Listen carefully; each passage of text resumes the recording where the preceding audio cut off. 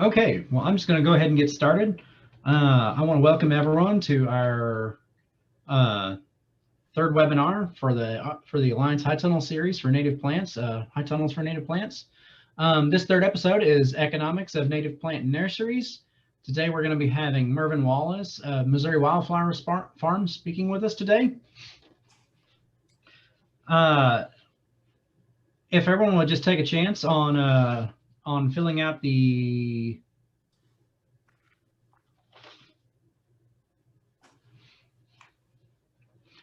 excuse me, rather. We will have a poll available, but looks like I'll need to set that up.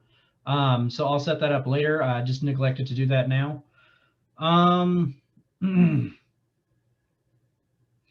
We will have a chat box on the right side of your screen. Feel free to talk in that. There will also be a Q&A box at the bottom center of your screen. If you would, feel free to enter any questions you might have in that.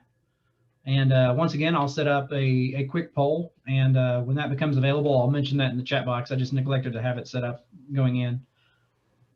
Just want to get started with a quick welcoming presentation with us. My name, again, is Nate Weston with the Beaver Watershed Alliance. I'm a program coordinator. The Beaver Watershed Alliance is a 501c3 nonprofit organization located in Springfield, Missouri. Our mission is to proactively protect, enhance, and sustain water quality in Beaver Lake and the integrity of its watershed.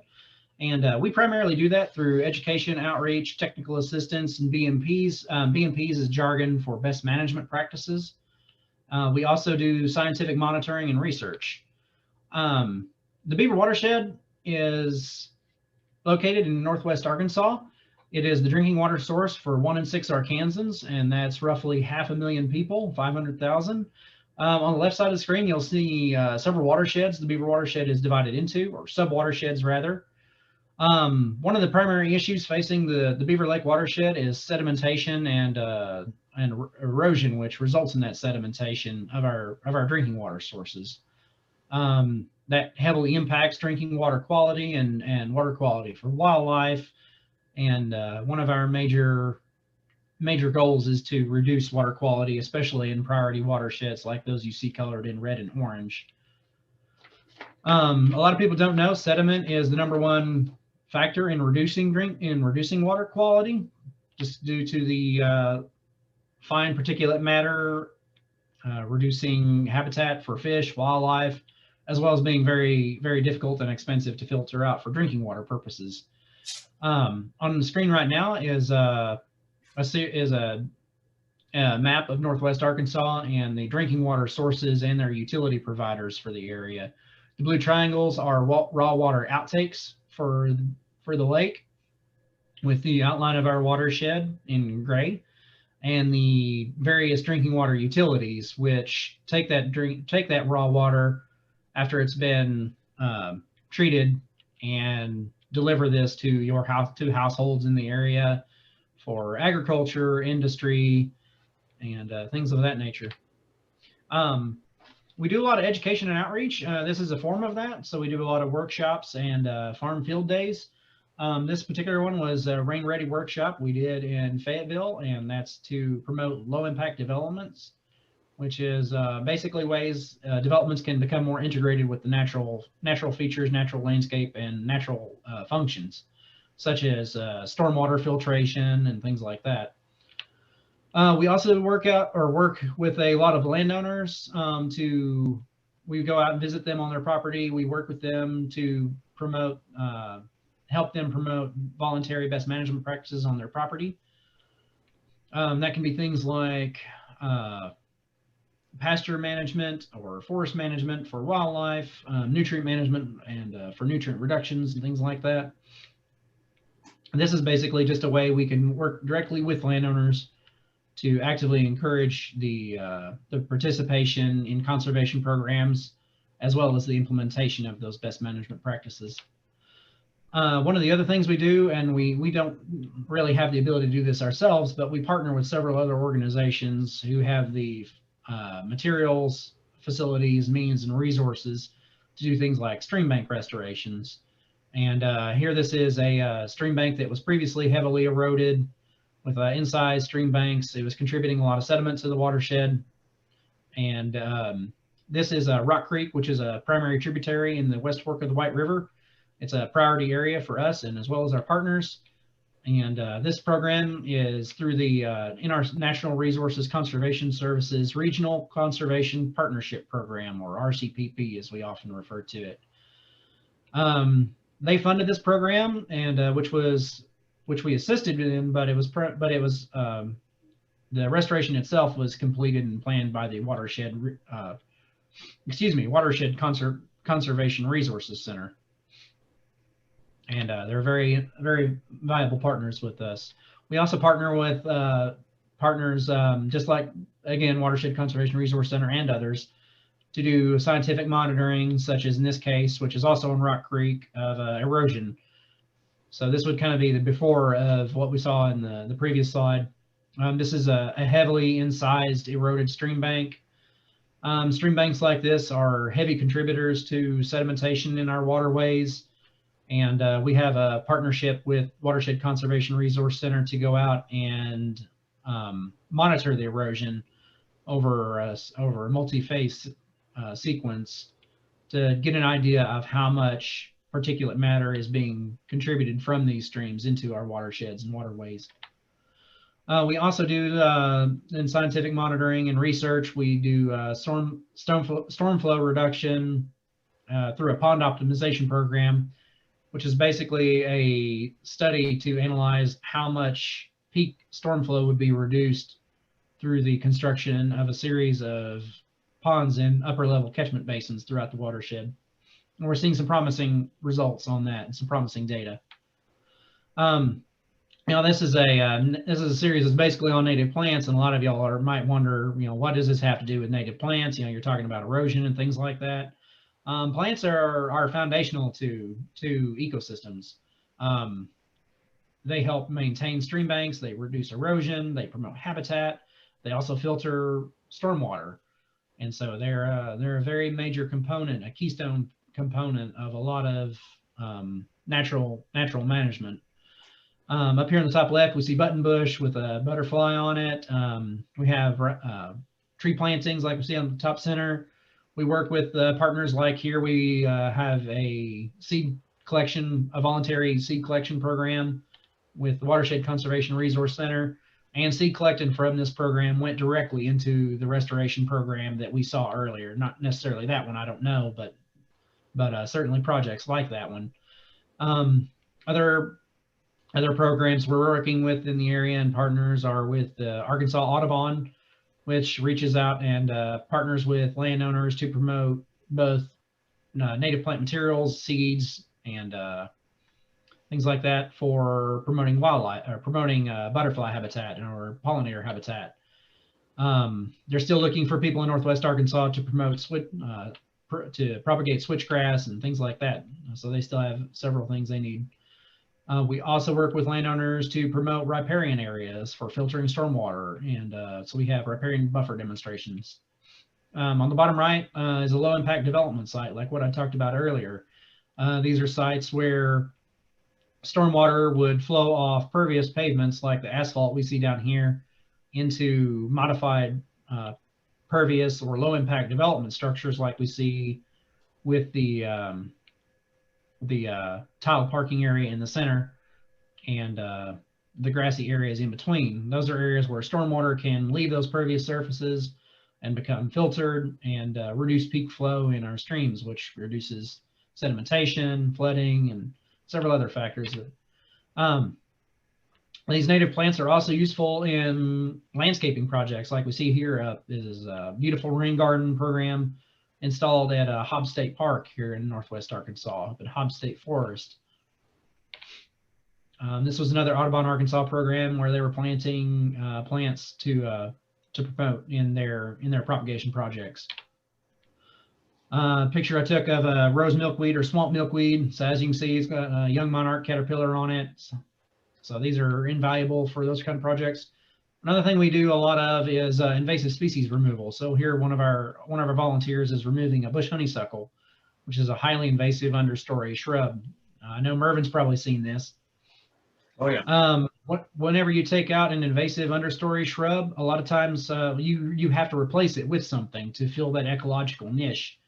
And so if we remove bush honeysuckle, we highly encourage the landowners or the project managers to replace that invasive understory shrub with a beneficial native understory shrub. Otherwise, we'll see a resurgence of either this exact species or a different one moving in. We also use native plants in demonstration projects. Here we're using a simulation. You can see the orange trees on the left. And this is our annual science fair, Secchi Day. Here we're demonstrating to people how channelized streams differ in form and function and erosion and life cycle to sinuous or natural streams like we see on the left. And naturally, native plants perform a major role in maintaining the health and integrity of natural streams. We can't do this work without all of our partners. We're very blessed to have so many great partners in this. And I just want to take this moment to thank y'all for attending. I believe our poll is up and going, so I'm just going to go ahead and launch that. So on the bottom center of your screen, you should see a button that says polls. Feel free to enter your information in that or your answers. Just some feedback gives us an idea of who's participating in this program and how beneficial this program might be to participants in the area and its end goal. I haven't talked about that yet. This is a pilot program through the Natural Resources Conservation Service, their Conservation Innovation Grant. And the goal of this program is to promote the production of native plant materials through not only in the Beaver Lake watershed, but also in Northwest Arkansas in general. Some of our surrounding states have had very successful programs in this, such as Missouri.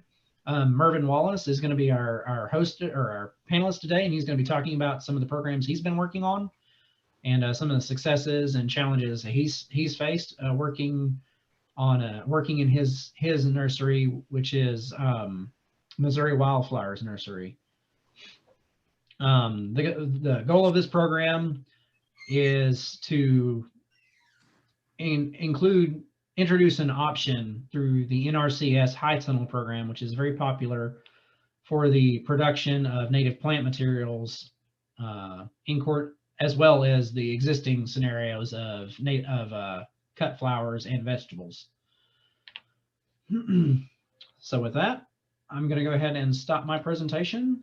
And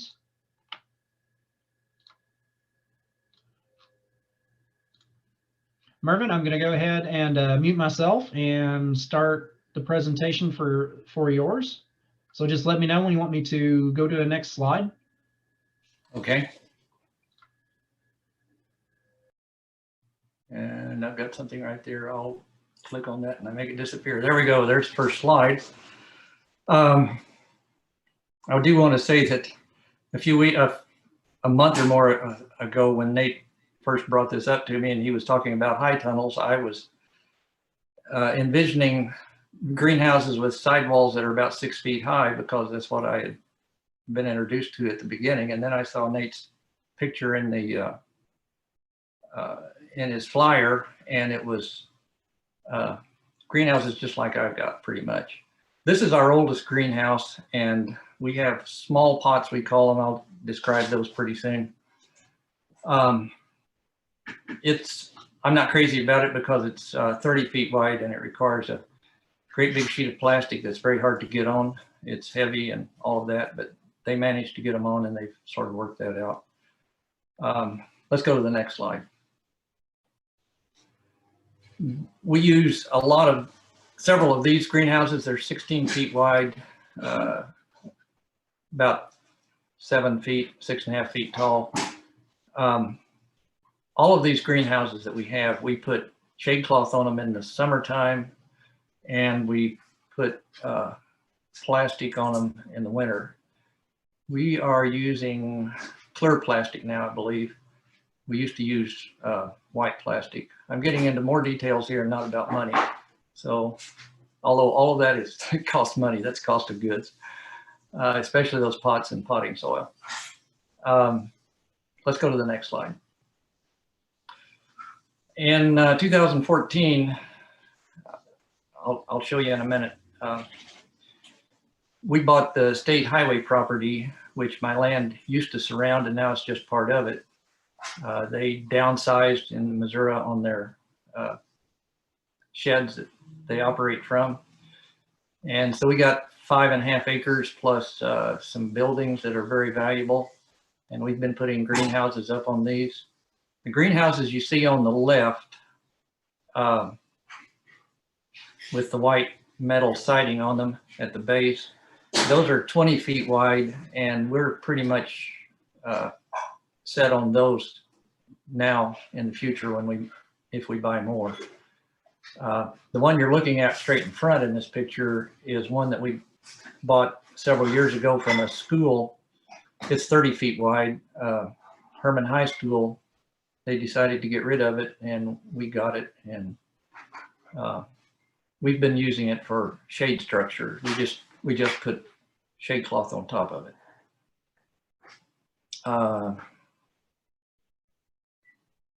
This area that you're looking at has plants in it now. I took the picture yesterday. Pretty soon we're going to have this all cleared out, and we're going to be putting seeded pots, the same pots we sell plants in. We put the seeds in quite a few of them and give them a cold treatment through the winter, and they germinate in the spring in the pot. We have to thin them out because we put extra seeds in, but it doesn't disturb the plants nearly as much as using plugs that you would put in. Let's go on to the next slide. This is the nursery where it says Missouri Wildflowers Nursery there. There's several greenhouses and then a big area that will end up with a shade structure over, but right now it's just out open flat, just waiting for it. An important part in this picture, an important part of the nursery is this pond that you see. That's where we get our water from. We have a really neat setup with a pump that runs on variable speed motors that create a constant pressure of 60 pounds, almost constant, compared to having an air tank for a water system where the pressure goes up and down between, say, 30 and 60 pounds. And you're sitting there with the water squirting way out there and then coming back towards you. The state highway property, Nate, you got that little pointer? There you go, right there, that spot. That building that he's got his pointer just above or on is, that's the big building that they put their equipment. It's got 6 bays in it with garage doors. We are using it right now to clean seed and store and dry seeds in. It came equipped with several fans that help to circulate air. It's just wonderful, wonderful for that. In the wintertime, though, we seed those pots that I was talking about and haul them down to the area where we were just taking or looking at with the previous picture. I think we're ready for the next, or we're just to get rid of the slides now, and let me go to, oh, no, we got one more.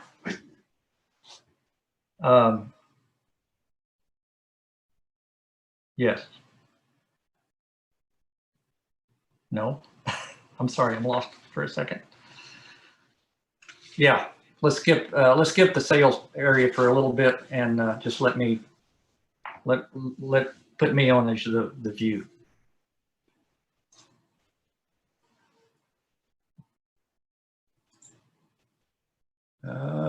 I see me up there in the right-hand corner, but I don't see the full screen with me in it. There we go. I want to talk about the income we'll talk a little bit about expenses, but mostly about income and how we get the ways we go about promoting the products. But let me first give you an idea of what the pots that we sell. And I'm going to hold them up here That looks good. This is a quart pot. It's 4.5 inches square and 5 inches deep. This is used a lot in the nursery trade. I'd like to encourage you, I might say it more than one time, pick pots that are standard in the trade. And with wildflowers, the wildflower industry, at least in Missouri, this quart pot is very common. We sell, there's another one here I'll show you right here. A lot of times we have basically two sizes we refer to and two prices, which I'll give you the prices in a little bit. The quart pot and then anything smaller than that. So we've got at this point 3 pots that are smaller than, I'll hold it up there where you can see it. And for comparison there. This is 32 plants in a tray, plugs in a tray or pots. The ones that we used starting out originally as a smaller pot have a hole in the bottom, holes in the bottom, and they drain real well, so you have to have them up on a table. But the advantage to them is that the roots air prune if you have a tap root. We have to buy these from a place in Oregon, so it's not very, we pay a lot for the pots. These other ones are much less expensive. And we went with this size for quite a while, and now we're down to just strawberries that we're growing in them. I think that's it. We have done some sedum in it in this size. So we got the big pot and then the 3 smaller sizes. And then we sometimes go to, especially with trees and shrubs, and we do gallon pots, and they vary a lot in at least round pots. We have this is about 1.5 gallons.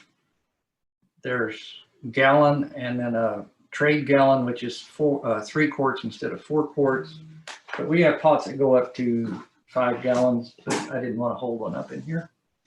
That plant that is in the gallon pot, did I hold that where you could see that sign? That's American Beautyberry.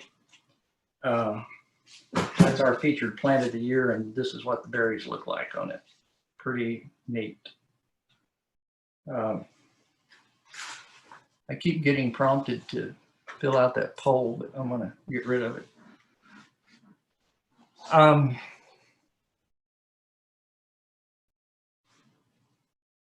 So those are our pot size. We also, that's pot sizes.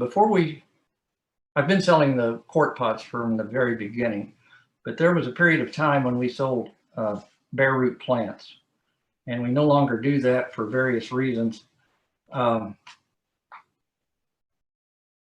One is our season for that is about 6 weeks in the spring.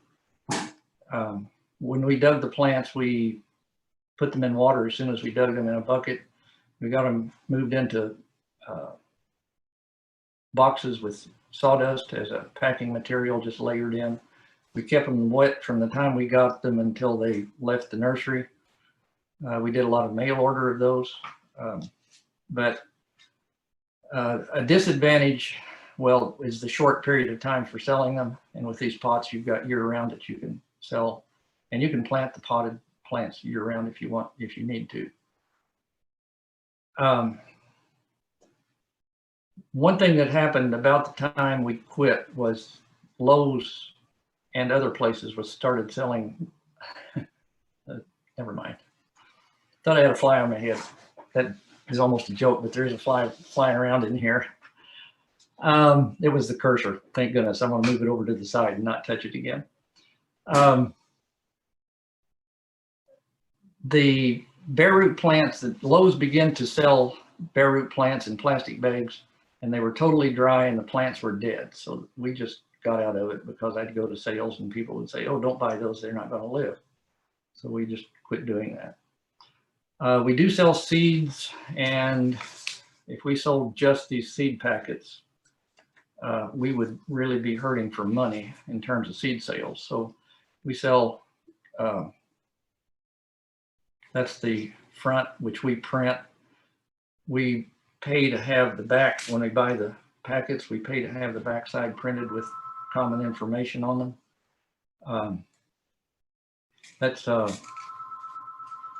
We do sell a lot of seeds and packets, but we sell most of our seed bulk, individual species, and we also sell mixes. And we make a lot of pounds of our what we call our deep soil mix.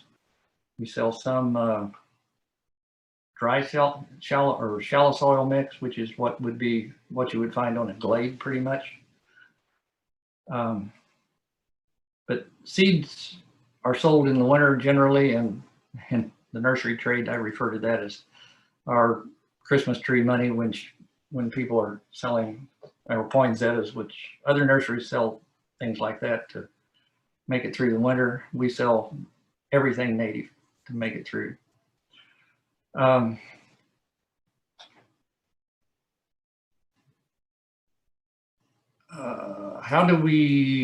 How or where do we sell? We sell retail at the nursery. There's where I need that slide now of the sales area. If you can get that up, Nate. One more. There you go. There you go. We've had this set up for quite a while. We've had sales areas in other places over time, but this is working really well. It's getting a little bit old and needing some refurbishment, but we have it divided up into shade in the lower left side and sun in the upper right side, and then rain garden in the lower right side, and just a little bit of more prairie and other species in the upper left. So when people come here, we can tell them where to find stuff fairly well, and they don't have to just hunt and peck so much. We also use this though because we sell plants mail order, and we do a lot of that. We did a huge amount of mail order. I think it was almost twice as much this year with the COVID deal. A lot of people came here and bought also, but we didn't sell it as much at places away from the nursery, which we often do.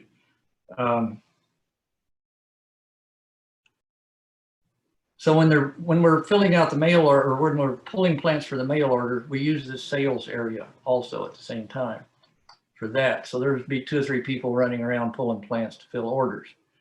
And this spring, when we were just going really strong on the mail orders, up there towards the back of this area, there was a big pile of flats that hold the pots stacked up. And a week before, I hadn't noticed that. And I asked about it. Well, they had gone through all those. There was like 3 stacks of flats there, and they were average, probably close to 3 feet high.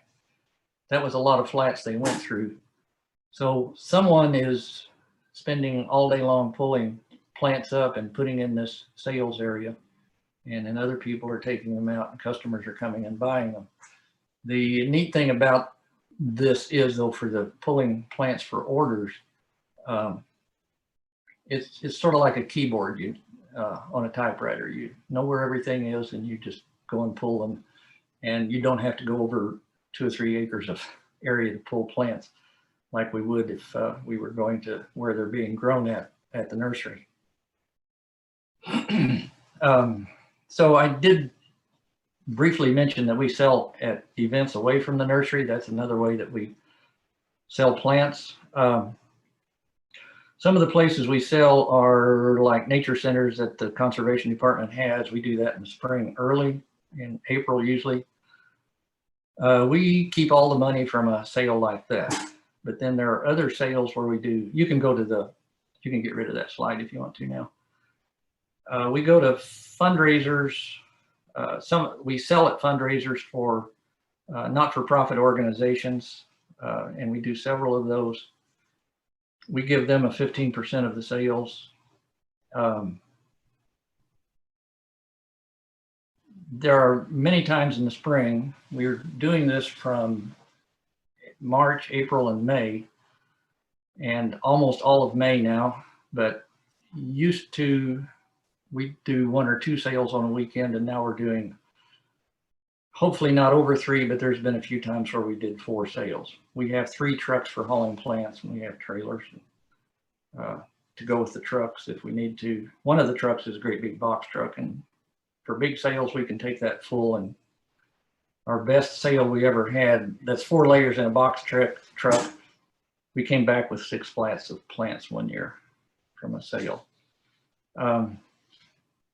Kirkwood Farmers Market in St. Louis is another place that we've been selling for years.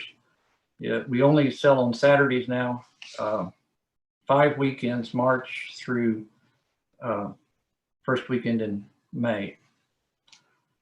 It's not unusual to take, we take pre-orders to all of the sales, and it's not unusual to take as much as $7,000 to $10,000 worth of plants of pre-orders to one of these sales. Plus, until this year, we were taking plants for people to pick from at the sale, but we can't do that. We didn't do that in most of the places this year because of the COVID. And what we did this year was take prepaid pre-orders. The people just came and either picked up the orders, or we picked them out for them, went and got them and put them in their car, or they put them in their car. At the Kirkwood Farmers Market, we pay $75 for a booth space, booth rental, and we buy a city business license, and that's a pretty good deal. I would encourage you, if you get into doing farmers markets, to pick a good one that has a lot of people, or quite a few people. It really doesn't matter if you have a reputation and they come and hunt you out. They're not going to, you will get customers that are coming to buy produce from the other people, but you will also, in our case, we get a lot of people that, we create business for the rest of the people at the farmers market because we bring in so many of our customers to that area.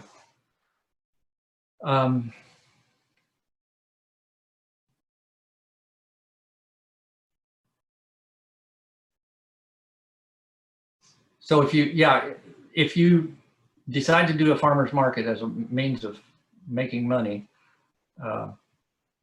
be sure and stick with it over time at the same place. This one at Kirkwood Farmers Market has really increased over time for us. We have played around with doing sales at farmers market in Columbia, and it just doesn't, it hasn't panned out because we haven't stuck with it. And we've gone at times when the rest of when the season at other places was over. So the best of the season, we went to Kirkwood. We charge 10% more for plants that we sell at locations away from the nursery. And I'll get into the prices here. And but that includes the taxes when we are selling it at places away from the nursery. So we also do wholesale, but we're not doing very much of it. We sell to Greenscapes Garden Center in St. Louis, and they're the biggest one, and then we do have 2 or 3 other smaller ones. We are selling at more of a true wholesale price to these people than to business and organizations and churches. Let me just get to the prices here. The quart pots that I showed you a while ago, we are charging now $5.50. We went up 50 cents, I believe it was, this year. Nobody has complained, and we're really lower than, if you were near a big city, these prices would be cheap. If you're out in the country, there'd be people watching their pennies, I think. The small pots, no matter what the size, we sell those for $2.75, which is half the price. So when we go to a sale away from the nursery, we're charging $6 for the big pots and $3 for the small pots. And that's very easy to figure out the amount that the people are owing us. We may have a line of 30 people and all wanting to check out at one time. And that it goes much faster if we don't have to use a calculator or look at a cheat sheet. The gallons, like I showed you a while ago, that size, we have a lot of plants in that almost gallon or gallon and a half, and we charge $12.75 for those. And when we go to places away from the nursery this year, we are selling them for $14. When we sell to government or not-for-profit organizations or churches, they get a 15% discount when they make a purchase. And if just an ordinary customer comes here and, or at some of these sales, anyway, they spend over $120, we give them a 10% discount. So now I want to go to marketing. And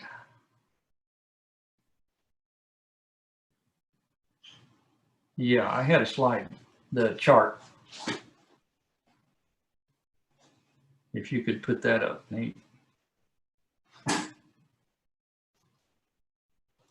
There we go. Okay, so this is really revealing a lot about the nursery. This is each little bar on there represents a year, with the first one starting out there on the left at about $450 for that year in 1984. And it slowly went up, very slowly went up for a while. Until we got up there to over $200,000, and from there it went on up pretty good.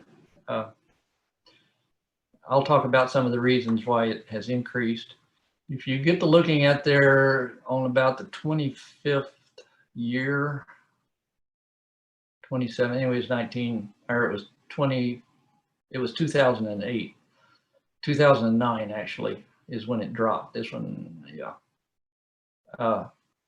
We have a stair step in there. That was the depression. That was when it just bottomed out. We were struggling. Let me put it that way. Not as much as some other nurseries that I know of. But then when it went back up, it's just like the curve just kept on going and going up. Not quite like the human population curve, but not too bad.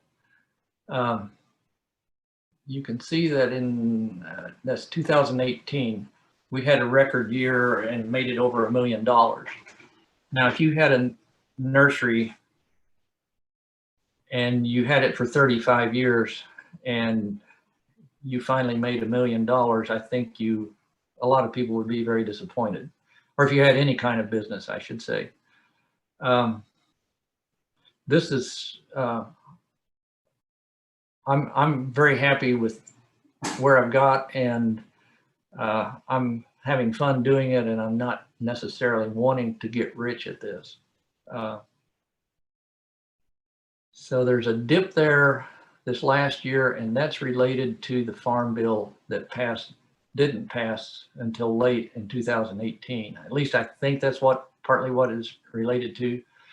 And the farms bill generates money for seed, where they give money to landowners to plant seeds. And because it passed late in 2018, that caused 2019 to not have very many sales. We're looking at 2020 being fairly good, we hope. A lot of people are asking us about prices at this point, but it's too early to say.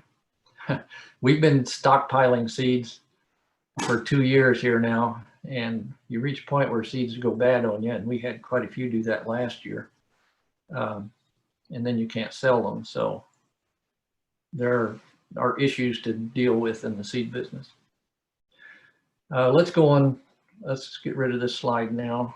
And let me, oh yeah. So on marketing, I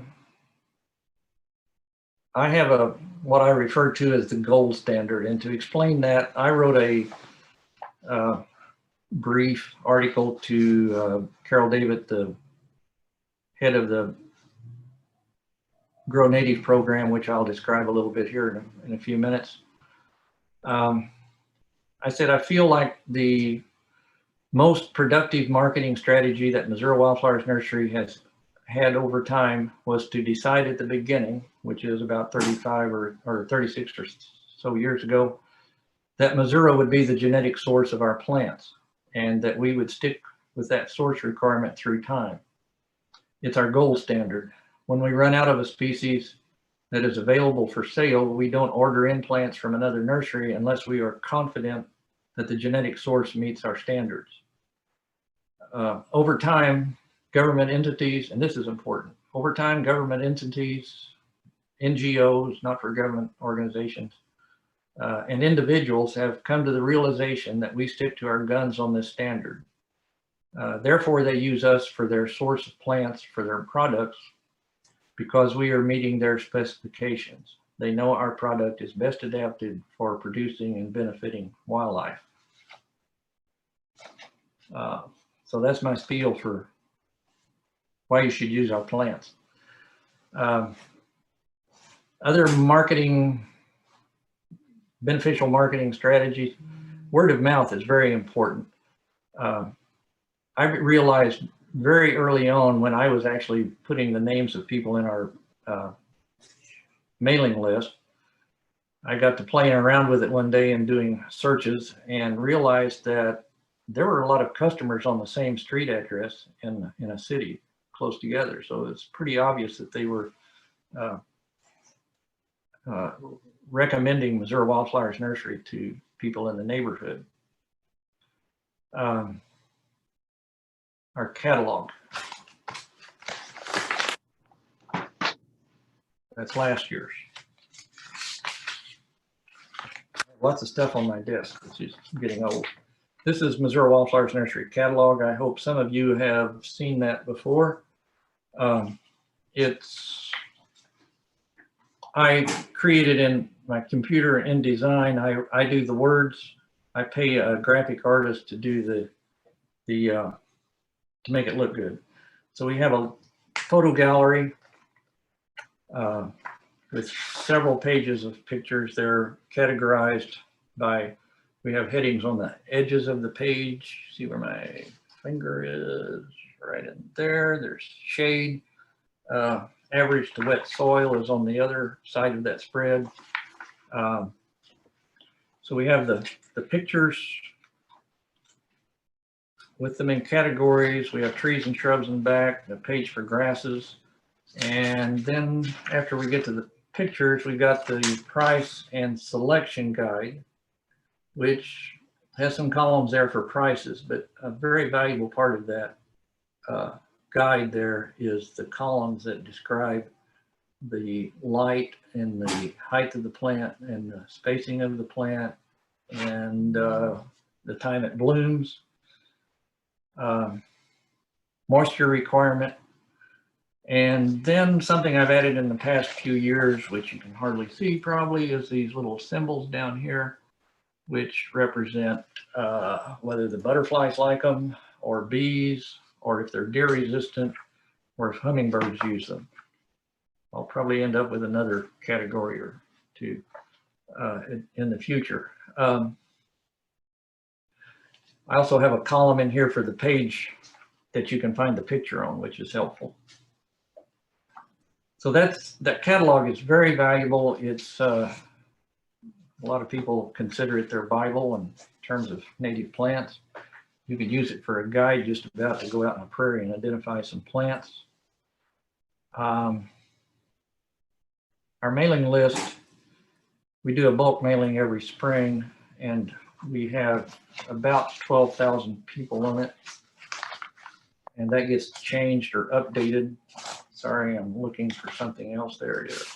We also do a fall mailing, which has items from the graphic artist, makes it look she takes stuff out of the catalog and gussies it up when she does it. I write everything that goes into it. We have those 2 pages there. Your left side, I believe, would be, those are places that we go to for plant sales in the fall.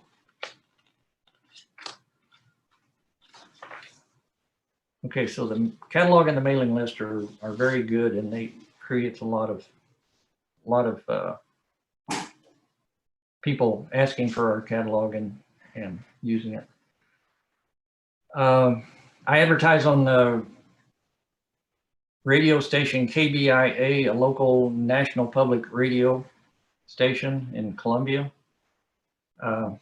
Several years ago, I did an informal survey when I was in Tulsa at a plant sale, asking people to mark on a cardboard that I had set out there on a chair if they were NPR listeners, and it was amazing how many of my customers that came to that sale were NPR customers, so listeners, so I decided that I need to advertise there. We also run ads in mostly nature-oriented publications. The Conservation Federation of Missouri magazine is one. Federated Garden Clubs, it's a small publication, but we do this partly to help the organization out. With the Conservation Federation of Missouri, they're a not-for-profit, so they're not really selling us an ad. We're buying a membership at a high price, and they're giving us an quarter-page advertisement in their magazine 4 times a year when they publish it. The Gateway Gardener and the Kansas City Gardener are newspaper-like magazines that are produced monthly in Kansas City and St. Louis. And we publish our schedule in there in the spring, and that's the only time we run ads in it. We do ads with Wild Ones, the national organization. We also get listed in, and you could do this easy enough, in publications either on the internet or paper publications online, where they're just listing native plant sources.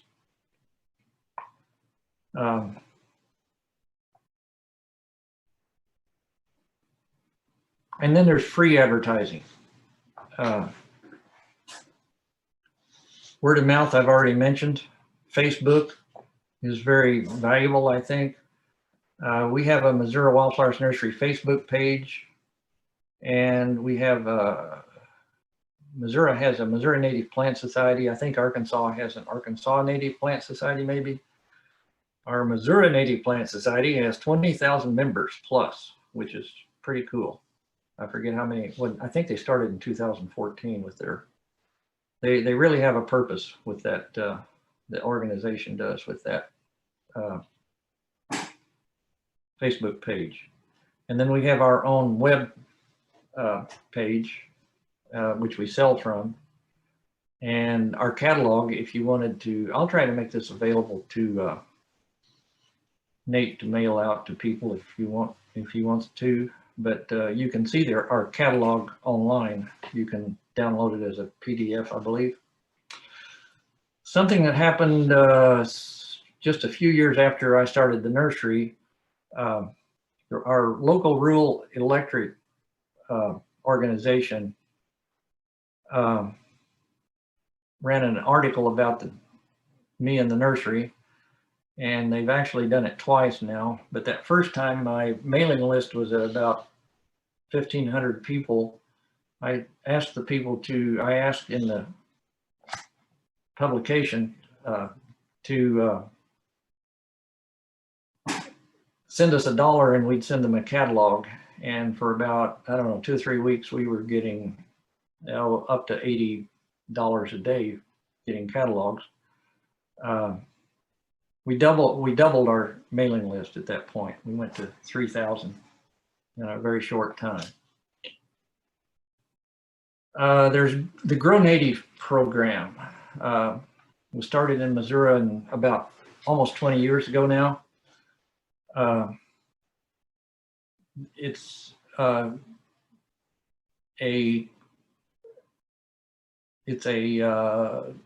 consortium. It's the group of Missouri native plant producers. It's basically not just plant producers, but people who work in the native plant industry, like conducting burns, doing landscaping or design. The Grow Native program helps to promote these, and they do that with a buyer's guide, which is also online. They have a web page, which if you were to Google Grow Native, you would be able to get to that. It wouldn't hurt for either people who get into doing this or maybe the Alliance down there to become members of Grow Native. I think it's like $150 a year though. They have plant tags like this, and there's another one, and one more, if I can hold them still. I don't know, they've got over 100, easily over 100 different species, and it's common species that you all would probably be growing.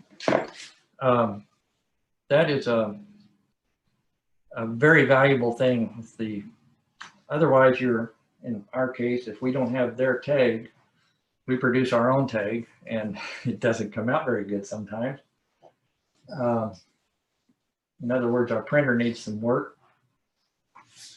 That one's better. That's the American Beautyberry.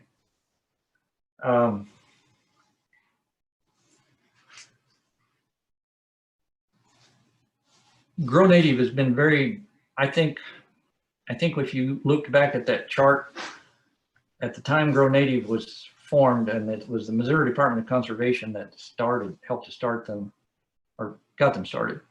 They eventually became housed in the Missouri Prairie Foundation, and they're no longer with a government organization.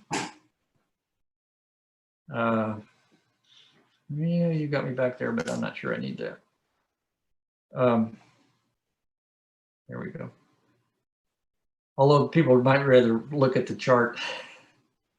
Palette pictures, that's what I call them. When I was showing you I was trying to figure out where this went.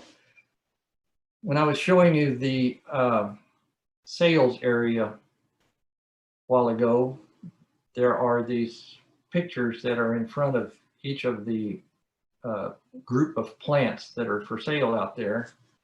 That's one, that's another one. If I can get it up there.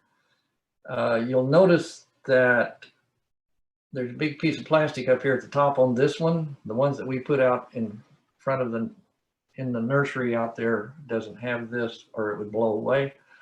And the little slot that it fits in on the sign holder. This is when we go to sales and we line rows of plants out on a table, we set the pot on top of the last pot. The pot closest to the edge of the table sets on top of this plastic here and keeps the picture in place. The picture is sitting on the table too. These pictures are very valuable though in promoting your product, because a lot of people don't know the native plants, and if they don't see a picture, that's also the value of the catalog. I at some point can make these pictures available to the Watershed Alliance if you all get organized and want to use them. We do some local school advertising, not a lot, but I mean, that's a way you can, get your foot in the door and let people know what you're doing when you get started.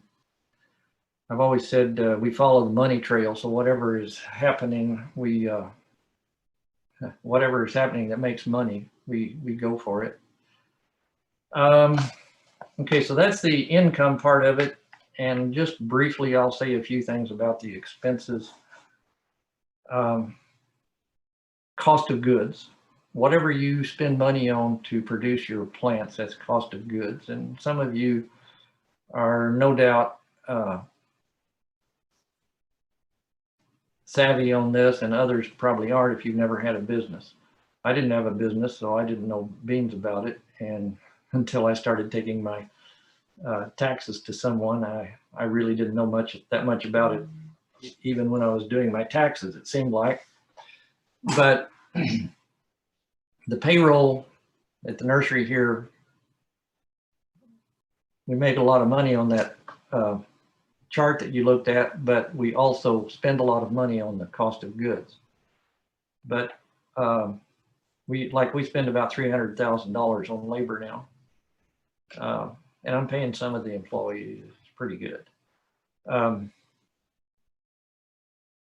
Cost of goods, it includes the potting soil, the pots, anything. The shipping is part of it. Our bills on the UPS are huge in the spring. Pretty good sized right now because we're sending out quite a bit also.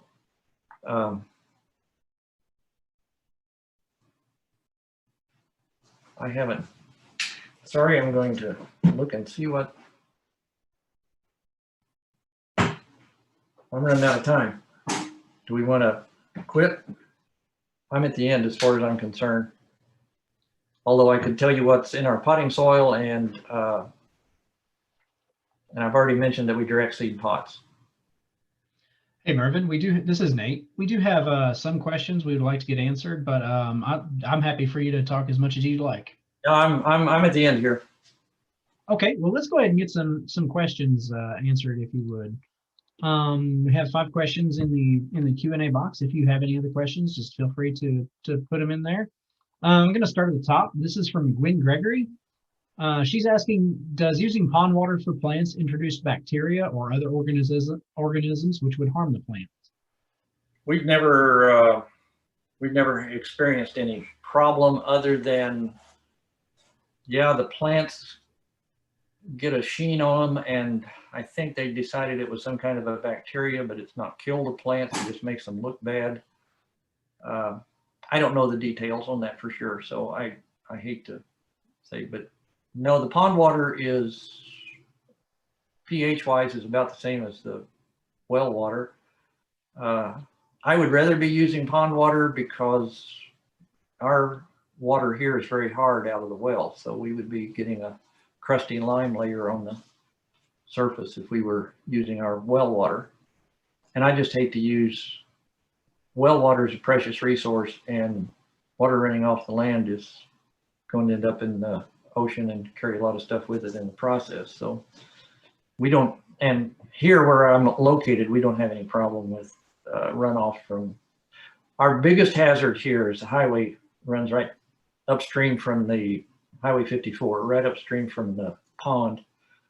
If there was a wreck, we could have, it would be disastrous if a chemical spill occurred. We'd have a serious problem. And I've contemplated drilling a well just for that, but that's a big expense to not ever have happen, I guess. And Mikkel has a question. The beautyberry you showed, did you basically upplant it? Did you start it in a smaller pot up until you got to a gallon? We are growing some of the shrubs in these pots for a year and then putting them into gallons. We don't grow little tiny plugs and put into anything, any species. We don't do that. But a lot of the people in the nursery businesses do that, and they've got machines that will poke little tiny plugs out of a tray into quart pots like this. No, the beautyberry, it's gone. This is the second transplant to get to here, I'm pretty sure. Yeah. Okay, and Emily Robertson is asking, have you seen much change in demand for native plants over the past few years? Well, the chart showed it going up, so it's there, but it also takes one thing that generated a big demand for plants was when people became aware of the monarch problems.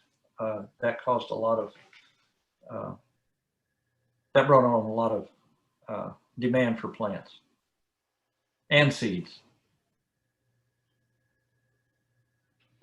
Okay, and Carolyn Tedford is asking, what is the best size of a high tunnel for someone just starting out?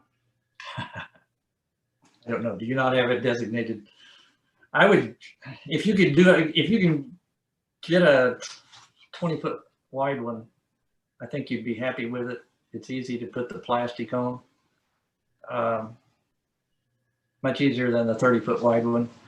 But the 16-foot wide ones, there's quite a few of those. You've got a lot more space in the 20-foot wide. And all of our greenhouses are 96 feet long. So you buy a 100-foot sheet of plastic, which is the correct width to cover it. And that's a standard size. Meckel's asking, can you share your palette pictures and in PDF form, possibly? I could. That's a lot of. If I could do it for each species, easier than to just fix up all, what, 200 or 300, 200 probably that we've got. I'm not sure how many I've got of them. But we could do that. Yeah. Okay. Tracy Oates is asking, what's in your potting soil, and do you have a preference for potting soil mixtures? Oh, good. You got to that. We have approximately a third rice hulls, approximately a third compost, and about a third pine bark. But we also have some turfus in it, which is that stuff they use on tracks, or they used to anyway, and they amend soil and golf courses with it. It's baked clay basically in small particles. And we have some granular fertilizer, but you don't want to use Osmocote if you're planting seedlings into it, because Osmocote can leach the fertilizer out when the plants are not growing. And then when they do, if they germinate or if you plug the plant into the pot, they can die almost instantly, because it's like putting them in a lot of salt solution, because you've increased the fertilizer. So that's, oh, and we get our potting soil. It'd be great if you have someone down there who does composting and a good job of it, and also tries to sell their compost by mixing it with other ingredients for homeowners to use. We get St. Louis Composting to make our potting soil now, and all of the ingredients, those three main ones that I named, they are already composted, and they're black when they put them in the, mix them together to make our potting soil. And they've got the equipment to make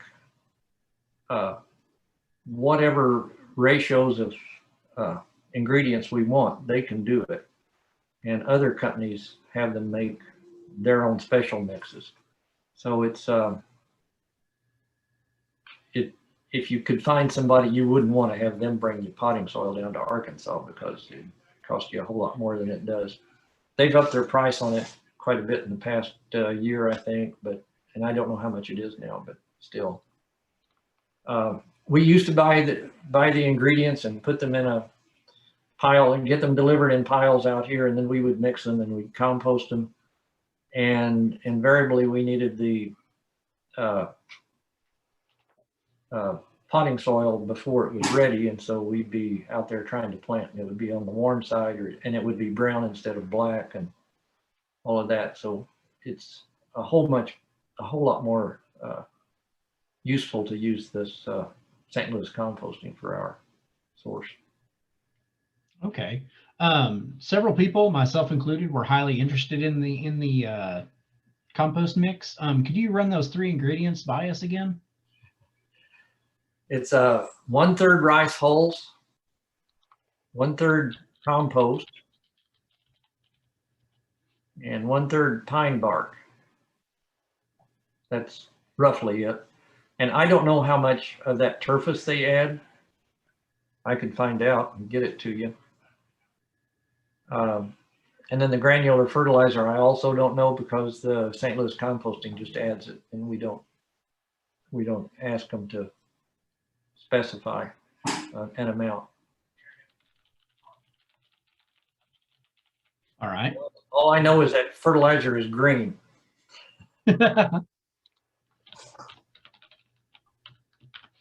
Okay, and Emily was asking a follow-up question of, do you have an explanation for the big increase in demand? Is it a change in the culture, or just your good business practices getting good results? I think a lot of it has to do with Douglas Tallamy coming out with his book however many years ago. And it's just, and Facebook, everybody talks about it. It's just, everything happened not exactly at the same time, but it happened pretty quick. And people want to do something for the environment. It's just everything, and this is something you can do for the environment in your home, you know, is plant natives, and you can see the results with the butterflies and insects, pollinators showing up. And now that people are being made aware that pollination or pollinators need help and butterflies do, they want to do something for them. So it's a combination of several things happening all at once. Okay, and I just had one question myself. Looks like that's the remainder of the questions that have been typed in thus far. Do you see any significant profit margin differences between species or groups of species? Like, do some species or container sizes seem more profitable than others? You're asking if I'm sorry, I zoned out, basically. Basically, what sells well? Some of them better than others. Some sell better than others. That's what you're asking? You're right. Yeah, and that's always the case. And we just, we keep a record. We use the computer and spreadsheets a lot. We also use Airtable, by the way, to keep our inventory. We keep track of what we produce each year, and we pay attention to what we have left over, and if it doesn't sell well, so we adjust up or down what we're going to produce each year.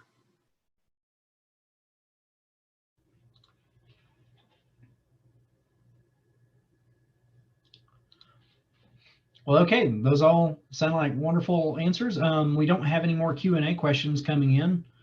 I just want to, well, we got one more. What is selling well this year? Well, we tried to sell the American Beautyberry because we made it our native plant of the year, which we pick a species every year and do that, or try to. The reason we aren't selling as many is because we usually go to the Best of Missouri Market in St. Louis, and we sell 300 or 400 plants at that one event, Friday through Sunday. And that didn't happen this year, so we're sitting with a lot of them. I could apologize for the look of my background on this picture here, but that whatever it is over there in the corner, halos, that's where we keep our palette pictures. We have to have a set of these. I call them palette pictures. We have to have a set of these things for all those sales we go to. So if we're going to 4 sales on a weekend, we need 4 sets of these. We don't have to have every species that we sell, but for whatever is selling at that time, we have to have that many. It's a lot bigger nursery than it used to be. That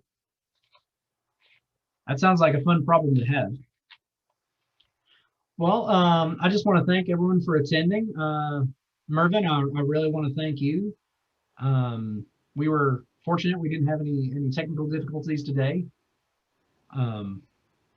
That was a very, very educational program, I think. If anyone has any questions, feel free to email me, Nate@beaverwatershedalliance.org, or if you're a landowner in the Northwest Arkansas region and you think you might qualify for our pilot program, feel free to let me know.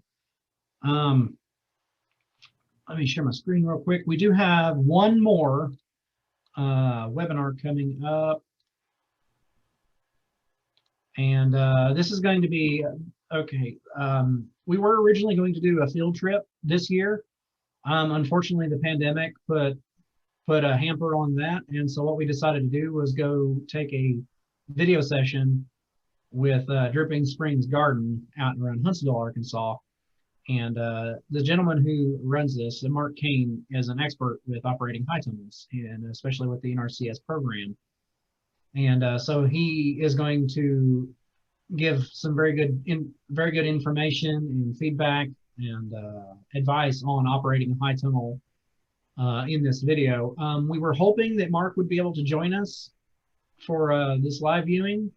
Unfortunately, he's having cataract surgery that day, and he may or may not be able to join us. But if you have any questions for Mark, please let me know, and I'd be happy to share those with him. And would be happy to share those in the program as well. Yeah, thank you all for coming. Feel free to sign up for our October 28th viewing as well.